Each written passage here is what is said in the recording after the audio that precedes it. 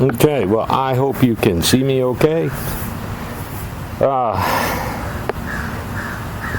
I need a vertical antenna. I need something portable.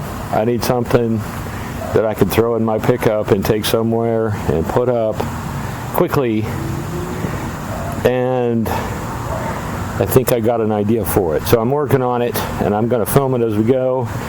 I did build a big part of it up front and didn't film that, but let's have a look and see what we got. Okay, so I had a bunch of scrap left over from a porch build, and this is all treated lumber, and with the exception of a little bit, I get a little closer here, the inch part, the narrow part, maybe I'll circle back around here and you can see. Yeah. There's a little gap in there. And I had that pretty tight, but it's snug enough to hold the PVC in place. As you can see the PVC there. What's going on here is I have these 4-foot long aluminum military camo poles, tent poles. You can buy them on eBay. I have 8. And when you put all 8 together, you get about 32 feet, which is really a great length for a 40-meter vertical. But you can't lift it. I mean, you can't do it by yourself. So this is what this rack does. It holds it on the top, and the PVC is an insulator. And I still got more to go, so there'll be a base connection. And so if you watch, I can do this. You can lift this up, and it lifts up.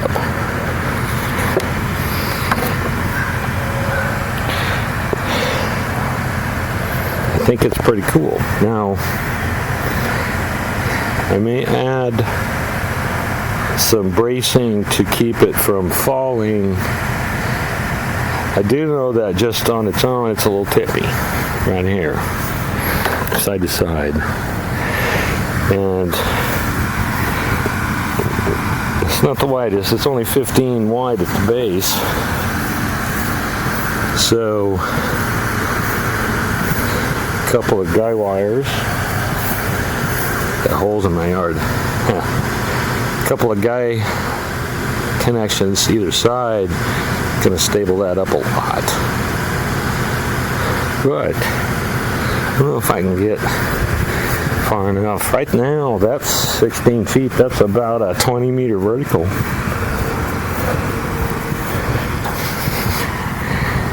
Yeah. Now, 32 feet, I'm going to guy it up a ways. 3 lengths of pipe of the camo pipes will hold pretty stable on the wind. So, I'll need to add a guy that goes maybe 2 sections down. Anyway, I can set this up in pretty strong wind. So,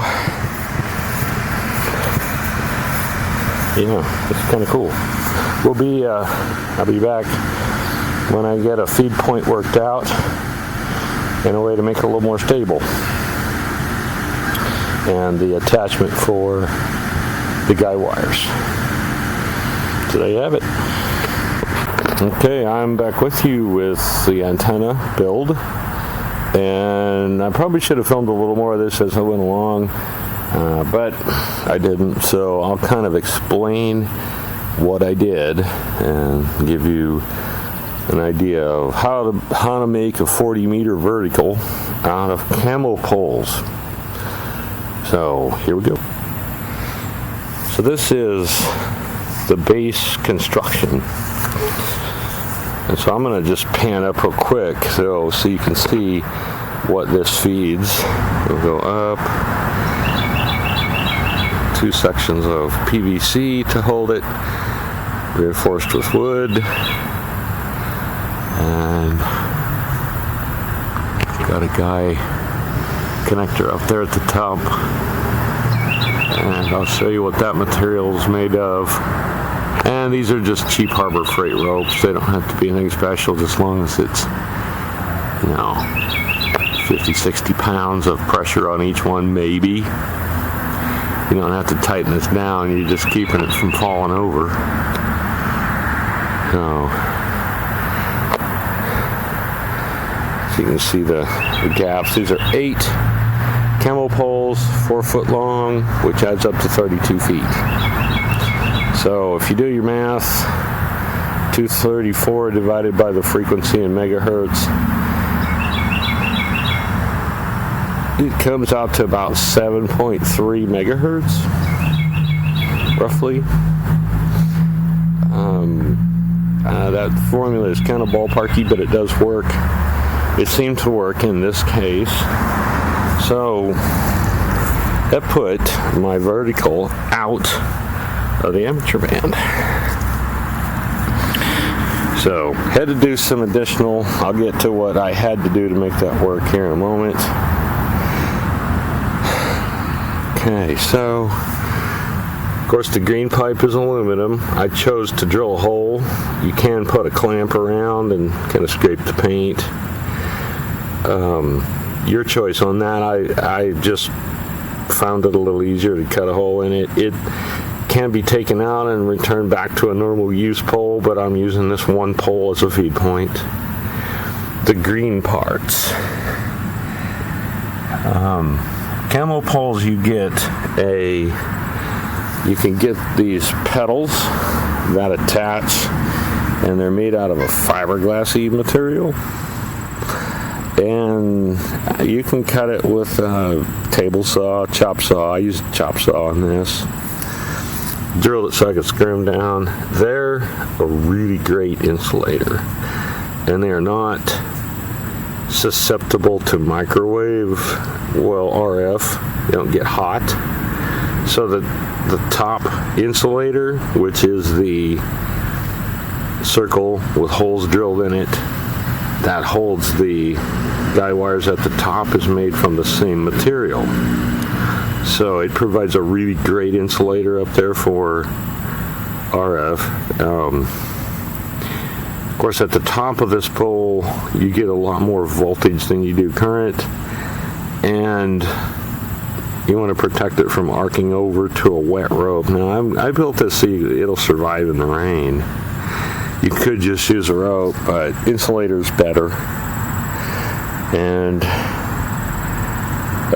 the pink wires you see running out here are ground radials. There are 6 total, and they're roughly 16 feet in length. And I got them pegged to the ground in the lawn. I just used a nail and tied them on to a nail so they could poke in the ground. That way you can pull them out straight, but if you got to take it down in a hurry, it's no big deal. It's easy to do. So there's your basic construction, and I'm going to go through the feed point here and explain what I did with it. Alright, so I got my kitty cat here helping me. She always helps. At least she thinks she does. But here's what the feed point is. I want to kind of get over here. You can see this is a piece of coax with a connector. It's been split up, made into individual wires. I used heat shrink, and then I taped over the whole thing. Heat shrink will keep the moisture out in case this is out in the rain. It's not really designed to be in the rain a lot, but if it rains, it's not going to hurt, because I'm planning a special event antenna. The coil, the center conductor of the coax attaches to one end of the coil. That also has a wire that goes to the vertical, and the black and red connector is a press fit, like a banana style. Made that so this will come apart easy. The other end of the coil is attached to ground, which is this plate. That's where all the radials are attached to. So this is called a hairpin match.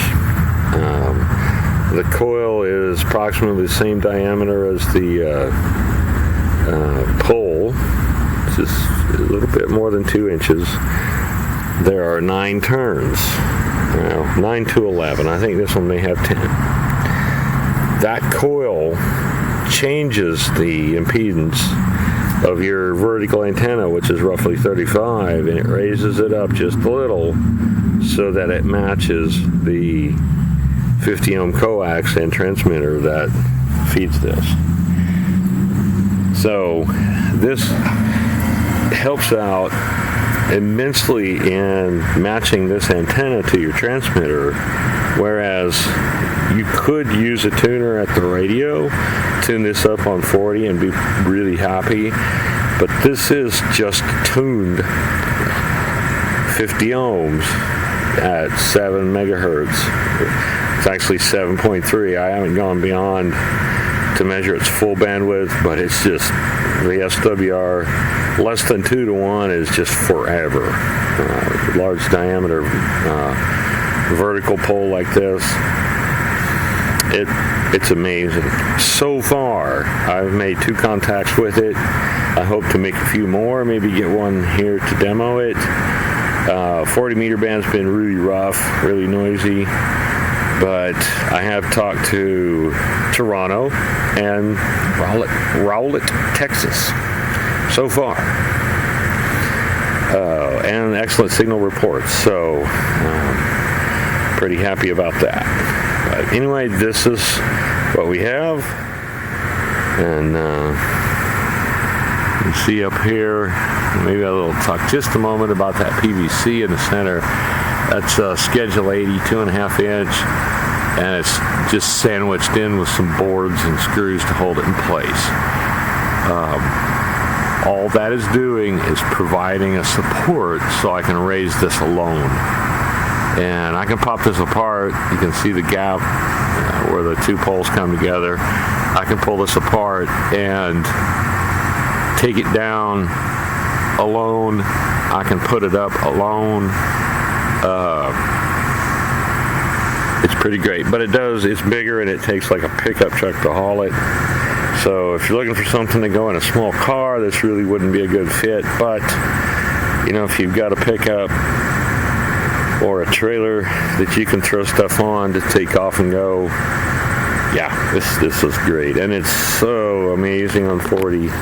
It hears so good. It transmits very good. I don't run an amp, especially on special events. It just is difficult to power it. So a lot of times I'm running off battery or generator. So I just avoid the big power. So anyway, there it is. And hopefully this will give you some ideas on how to make your own antenna. So I'm going to run through some receive on this new vertical, and be aware that the conditions on 40 meters are really difficult today. Not going to try to make any contacts, just going to give you an idea of how it hears. I have made contacts on the radio, on the antenna, and they're great. It works awesome. But the big thing is, how does it hear? And so I'll give you a few excerpts of what I hear, and you can kind of see what I got. And this is my portable, I know it's a vintage classic TS50, but it seems to work pretty well mostly. It's getting kind of aged, but it'll still talk, so I'm okay with that. So here goes. We'll let you see what we got.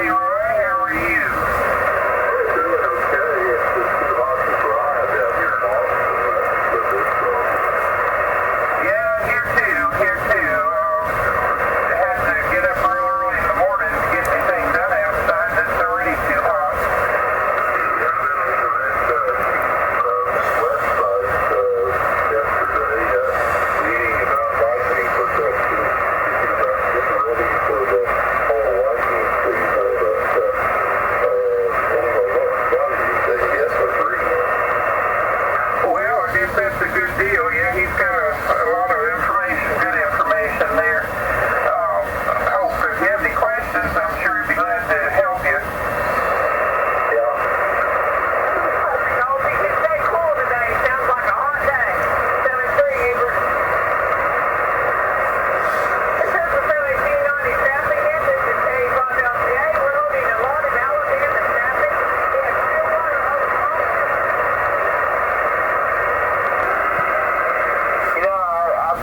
Let's see, the last time 3 years ago, I guess, last time I put tomatoes out, Bonnie, and I just had one plant. And I had one, and it would just get covered up with bloom, but it would not make a tomato.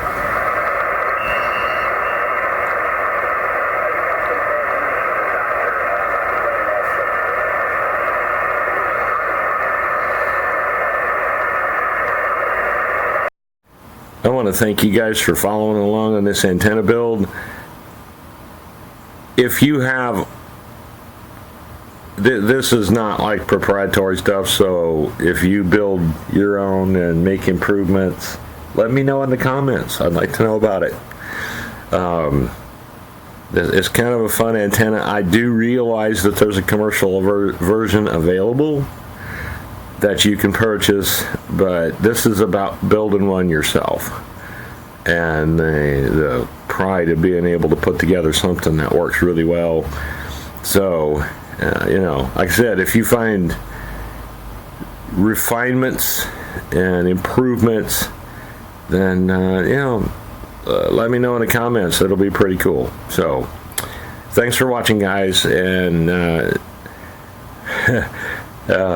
like and subscribe. It really helps me out, guys. Appreciate it. KA0 SPM 73.